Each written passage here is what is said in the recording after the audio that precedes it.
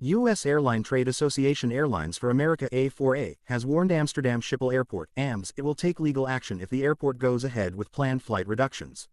The airport is looking to cut over 4% of flight movements as it tackles noise pollution, but U.S. airlines have said they will contest the flight cap in court, arguing that the balanced approach ethos has not been met sufficiently by the airport.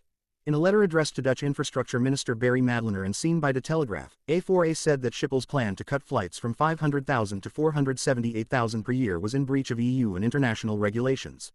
With the cuts due to impact this year's winter schedule starting in October, a firm decision on whether or not the flight cap will go ahead must be finalized by May 8 for scheduling reasons.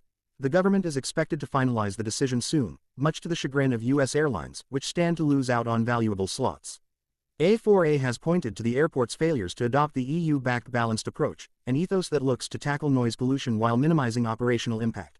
In December, the Dutch government announced that Amsterdam Schiphol would handle 22,000 fewer flights this year, a move that would reduce noise pollution by 15%. This was a compromise on a previous proposal to cut 50,000 flights that was eventually pulled after heavy industry lobbying. A4A has stated that it will not only pursue legal action in the Dutch courts but also file a complaint with the U.S. Department of Transportation, and there could be other escalations down the line. For example, in 2023, when JetBlue was facing the prospect of having its slots at Amsterdam Schiphol taken away, the U.S. government threatened to revoke KLM's slots in New York. As for the airport's largest carrier, KLM, it has criticized the move as unnecessary and pointed to ongoing investments in quieter aircraft. As per the International Civil Aviation Organization (ICAO), the balanced approach requires operators and airports to explore noise abatement policies with flight restrictions only considered as a last resort. Only if all other steps of the balanced approach have been pursued should flight cuts then be on the table, and A4A is arguing that Schiphol has not effectively done this.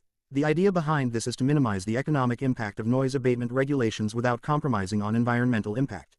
Typically, strategies such as using cleaner and quieter aircraft, or optimizing operational procedures, are preferred before any flight cuts are proposed. The European Commission has previously criticized Schiphol for its lack of progress in meeting the balanced approach. This includes failing to conduct enough research into noise abatement procedures, such as navigation or landing techniques, and not fully implementing plans to roll out newer generation, cleaner aircraft. As for what the airport has done, this includes raising airline fees by up to 37% to encourage the use of newer aircraft and devising a night curfew on operations between 2300 and 7 o'clock.